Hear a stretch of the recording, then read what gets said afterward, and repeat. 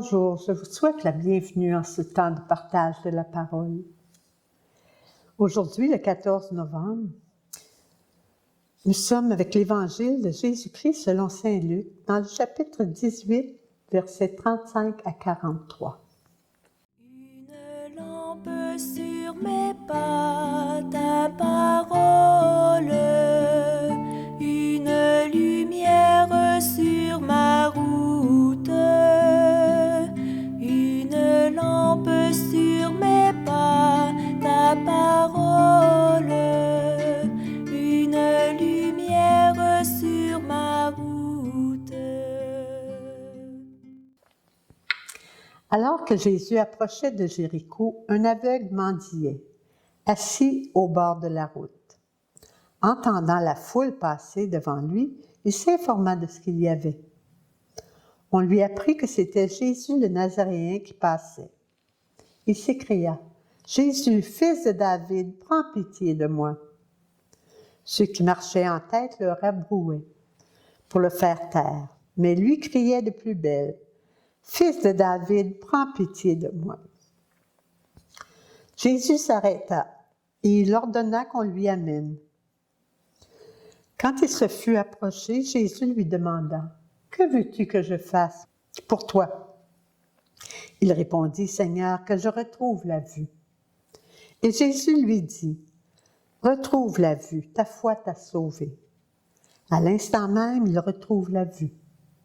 Il suivit Jésus en rendant gloire à Dieu, et tout le peuple, en voyant ce qu'il avait fait, adressa une louange à Dieu. Parole du Seigneur, nous rendons grâce à Dieu.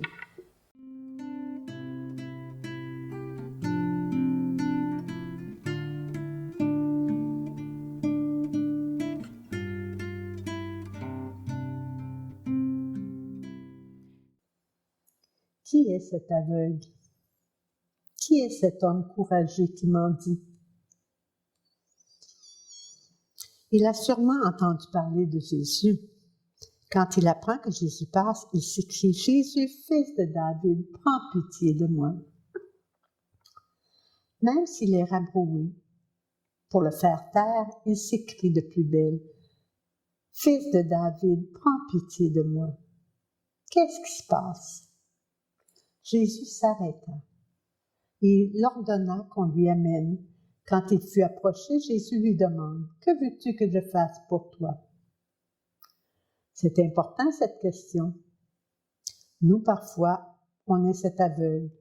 Replié sur soi-même, on ne voit pas la misère des autres ou le besoin. Entendre son cri, même dans le silence, sa détresse, demande d'être attentif aux proches et aux personnes que le Seigneur place sur notre route. Parfois, on veut aider et on nuit. On nuit au projet de Dieu. C'est important de consulter. Jésus, que ferais-tu à ma place? Quand on a prié pour la personne, qu'on lui avons demandé ce que l'on peut faire pour elle, pour lui, c'est d'agir et laisser Dieu agir. C'est son enfant, faire ce que l'on peut, et le reste, c'est de faire confiance à Dieu. On en prend soin, on lâche prise. Ça ne veut pas dire qu'on l'abandonne. On prie, on l'encourage et on le soutient.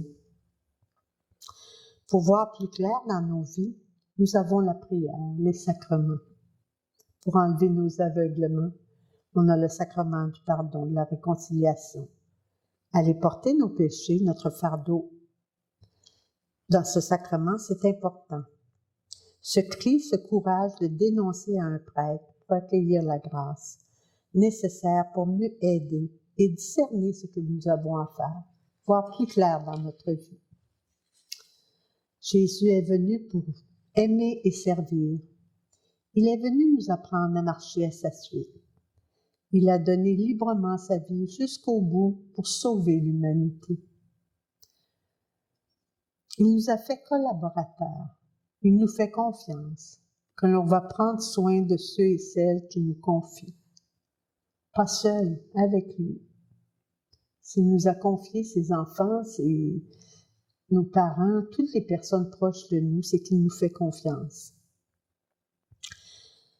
C'est le Dieu de l'impossible. Jamais il va nous abandonner. Jamais. Comme nous avons cheminé à travers le synode, marchons ensemble. C'est un très bon moyen d'apprendre à se connaître, à s'écouter, à découvrir les personnes dans leurs talents et leur beauté. Apprendre à se découvrir et à s'améliorer. Il y a toujours de la place pour l'amélioration.